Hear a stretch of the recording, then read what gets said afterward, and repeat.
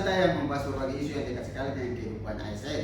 Saya Hardy Wai dan senang sekali bisa kembali bersama teman-teman semua. Hari ini kita akan fokus membahas satu hal spesifik dalam dunia birokrasi, yaitu konflik kepentingan secara aktual.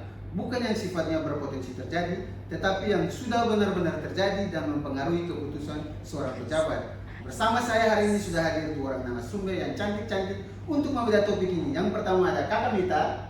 Halo kakak, terima kasih sudah mengundang saya di podcast ini. Semoga saya bisa membagi pemahaman tentang konflik kepentingan secara aktual ini. Yang kedua ada Kakak Pipi. Halo Kakak Hari, semoga apa yang nanti kita sampaikan bisa bermanfaat ya. Baik, supaya pembahasan ini seru, mari kita mulai dengan membagi topik ini menjadi 3 bagian. Yang pertama, kita akan bahas apa itu sih konflik kepentingan secara aktual, dan yang kedua, kita akan memberikan contoh nyata beserta sumbernya. Yang ketiga, kita akan membahas bagaimana cara mengelola konflik tersebut agar tidak berdampak negatif bagi organisasi. Oke, kita mulai dari yang pertama. Menurut Kakak Mita, apa itu konflik kepentingan secara aktual? Baik, jadi secara umum konflik kepentingan adalah kondisi ketika seseorang pejabat atau pegawai pemerintahan memiliki kepentingan pribadi untuk menguntungkan dirinya sendiri atau orang lain dalam penggunaan wewenangnya, sehingga dapat mempengaruhi netralisasi dan kualitas keputusan yang dia ambil. Nah, yang membedakan konflik kepentingan aktual dari jenis yang lainnya adalah unsur yang sudah terjadi. Konflik kepentingan aktual adalah kondisi ketika kepentingan pribadi tersebut sudah secara nyata dan langsung mempengaruhi proses pengambilan keputusan atau tindakan yang sedang dilakukan oleh pejabat tersebut pada saat itu juga, atau bukan sekedar kemungkinan yang bisa terjadi di masa depan. Baik, jadi kalau bisa disimpulkan, kata kuncinya itu adalah sudah terjadi dan sedang berlangsung, bukan yang mungkin terjadi. Bisa diberi satu contoh terkait perbedaannya, Kakak Pipi? Misalnya seorang pejabat pengadaan nih yang punya saudara sebagai pemilik perusahaan rekanan, itu baru disebut sebagai konflik kepentingan potensial karena belum tentu kan dia akan memutuskan sesuatu yang menguntungkan saudaranya. Tapi begitu ia benar-benar terlibat untuk memilih dan meloloskan perusahaan saudaranya itu dalam proses tender yang sedang berjalan nih, pada saat itulah kondisi itu berubah menjadi konflik kepentingan aktual karena kepentingan pribadinya sudah nyata mempengaruhi keputusan yang sedang ia ambil. Baik, berarti jelas sekali perbedaannya. Lalu sebenarnya apa sih dasar hukum yang mengatur pemahaman kita tentang konflik kepentingan secara aktual ini, Kakak Mei? Jadi dasar hukum utamanya adalah Peraturan Menteri Menpan RB Nomor 17 Tahun 2024 tentang pengelolaan konflik kepentingan yang berlaku sejak diundangkan pada 8 November tahun 2024. Dalam peraturan ini, konflik kepentingan secara tegas dibagi menjadi 2 jenis, yaitu konflik kepentingan aktual dan konflik kepentingan potensial. Selain itu, kewajiban menjaga netralisasi dan objektivitas itu juga diperkuat oleh Undang-Undang ASN Nomor 20 Tahun 2023 serta Undang-Undang Administrasi Pemerintahan Nomor 30 Tahun 2014 yang mewajibkan setiap pejabat pemerintahan menolak pengaruh yang dapat menimbulkan konflik kepentingan dalam mengambil keputusan. Menarik. Kenapa penting bagi kita untuk fokus memahami aktual ini secara khusus, bukan hanya yang potensial, Kakak Pipi? Baik, karena konflik kepentingan aktual ini kan resikonya paling tinggi dan paling dekat juga dengan tindak pidana korupsi. Nah, kalau yang potensial masih bisa dicegah sebelum terjadi konflik kepentingan aktual juga berarti dampaknya kan sudah nyata, sudah terlihat juga, dan keputusan yang diambil juga sudah tidak objektif dan berpotensi langsung merugikan negara serta masyarakat tentunya. Serta Menteri Pan RB sendiri menegaskan bahwa konflik kepentingan adalah akar dari korupsi, sehingga begitu kondisinya sudah aktual, risiko penyalahgunaan wewenang menjadi jauh lebih besar. Baik, sekarang kita masuk di bagian kedua. Bisa diberikan contoh nyata konflik kepentingan aktual yang benar-benar terjadi pada saat ini, Kakak Pipi? Nah, ini tuh sangat menarik Kakak. Salah satu contoh yang sering terjadi itu adalah praktik nepotisme dalam pengadaan barang dan jasa pemerintah. Misalnya nih, seorang pejabat yang dia terlibat dalam proses tender dia memberikan keuntungan kepada perusahaan dari keluarga ataupun kerabatnya, meskipun perusahaan tersebut tuh bukan yang paling memenuhi syarat. Dan yang kedua tuh pengangkatan ataupun promosi jabatan itu berdasarkan hubungan keluarga atau kedekatan pribadi. Jadi diangkat itu bukan karena kompetensinya, bukan karena prestasi kerja. Nah, praktik seperti ini tuh menyebabkan proses pengambilan keputusan menjadi sudah tidak objektif lagi dan sudah pastinya merugikan organisasi. Bagaimana menurut Kak Mei terhadap contoh tersebut? Baik, saya setuju dengan Kak Pipit. Bahkan konflik kepentingan itu tidak selalu berbentuk korupsi secara langsung. Misalnya, seorang pejabat yang ikut mengambil keputusan mengenai proyek yang melibatkan perusahaan tempat anggota keluarganya bekerja. Walaupun belum tentu terjadi pelanggaran, kondisi tersebut sudah menimbulkan benturan kepentingan karena masyarakat dapat meragukan independensi keputusan yang diambil. Itulah sebabnya organisasi perlu memiliki mekanisme untuk mengidentifikasi dan mengelola konflik kepentingan itu sendiri. Baik, agar informasi yang kita sampaikan dapat dipertanggungjawabkan, apa saja sih sumber resmi yang menjelaskan mengenai konflik kepentingan ini? Menurut Kak Mei bagaimana? Baik, ada beberapa sumber yang menjadi dasarnya. Yang pertama itu adalah pedoman penanganan benturan kepentingan yang diterbitkan oleh KPK. Yang kedua, Undang-Undang Nomor 28 Tahun 1999 tentang penyelenggaraan negara yang bersih dan bebas dari korupsi, kolusi, dan nepotisme. Yang ketiga itu tentang Peraturan Menteri Menpan RB Nomor 37 Tahun 2012 tentang Pedoman Umum Penanganan Benturan Kepentingan.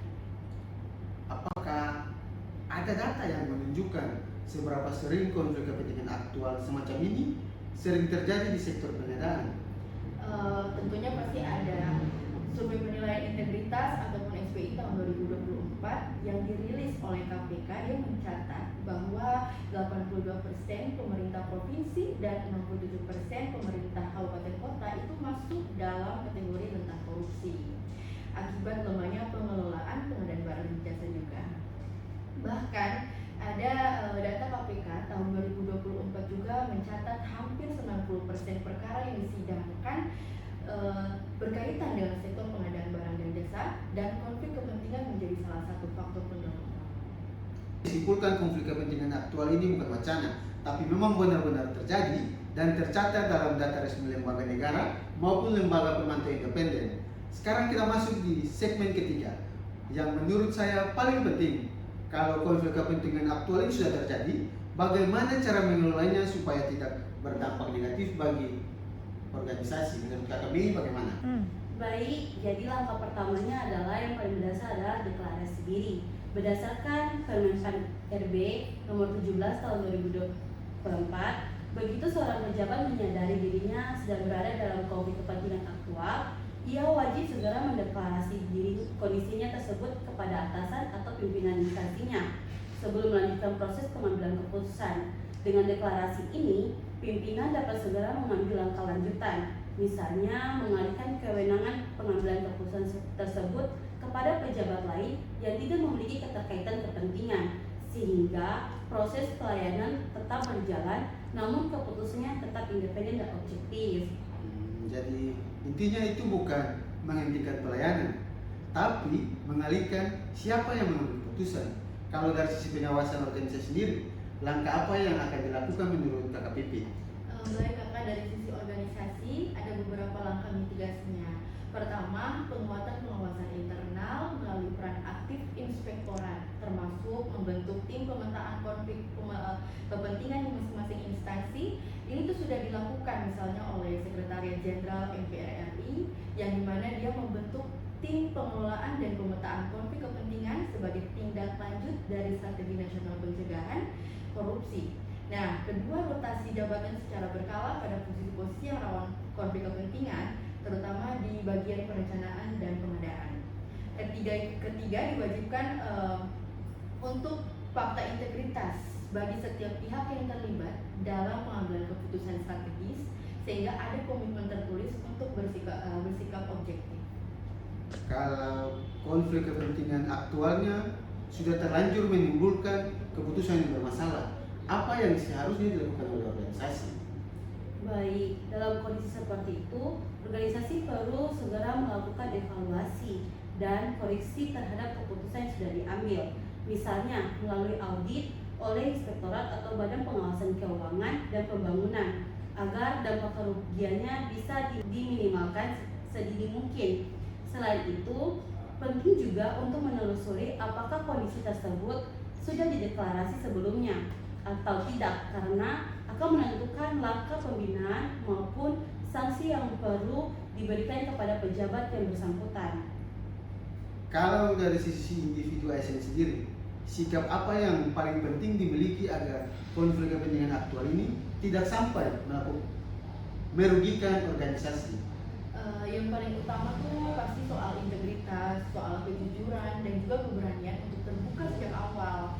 Nah, ASN itu kan harus berani mengakui dan melaporkan ketika dirinya tuh berada dalam situasi konflik kepentingan aktual, bukan menutup-nutupinya, karena semakin cepat kondisi ini dideklarasikan dan dikelola, semakin kecil pula dampak negatif yang akan dirasakan oleh pemerintah maupun masyarakat yang dilayani. Betul sekali Kakak Pipit. Pada akhirnya tujuan dari pengelola konflik kepentingan aktual itu bukan untuk menghukum individu, tetapi untuk memastikan setiap keputusan pemerintah itu tetap netral, berkualitas, dan tidak merugikan kepentingan publik. Baik, dari perbincangan kita hari ini, kita bisa simpulkan 3 hal. Yang pertama, konflik kepentingan aktual adalah kondisi yang sudah benar-benar terjadi dan secara nyata mempengaruhi keputusan seorang pejabat. Berbeda dengan konflik kepentingan potensial yang baru sebatas kemungkinan. Kedua, contoh nyatanya sudah banyak terjadi dan tercatat dalam sumber resmi, mulai dari kasus pengadaan di tingkat nasional sampai contoh di lingkungan kerja sehari-hari. Dan yang ketiga, pengelolaannya membutuhkan deklarasi diri yang jujur, pengawasan organisasi yang kuat, serta kesadaran individu yang untuk bersikap terbuka sejak dini. Ada pesan penutup mungkin dari Kakak Mei? Baik, ada pesannya yaitu kenali kondisi konflik kepentingan aktual sejak dini dan jangan ragu untuk melaporkannya. Keterbukaan adalah perlindungan, bukan kelemahan. Kakak Pipi? Nah, untuk mencegah dampak buruknya selalu lebih baik daripada menunggu daripada kerugian. Jadikan pengelolaan konflik kepentingan aktual sebagai bagian dari budaya kerja kita sehari-hari. Baik, terima kasih Kakak Pipi dan Kakak Mei untuk diskusi yang luar biasa hari ini. Dan terima kasih juga kepada teman-teman yang sudah setia mendengarkan podcast ASN Berkarya. Saya Hardi Uwai bersama Kakak Mei dan Kakak Pipit undur diri. Sampai jumpa di podcast ASN Berakhlak berikutnya. Tetap semangat menjadi ASN yang profesional, berintegritas dan selalu mengutamakan kepentingan bangsa dan masyarakat. Salam ASN Berakhlak.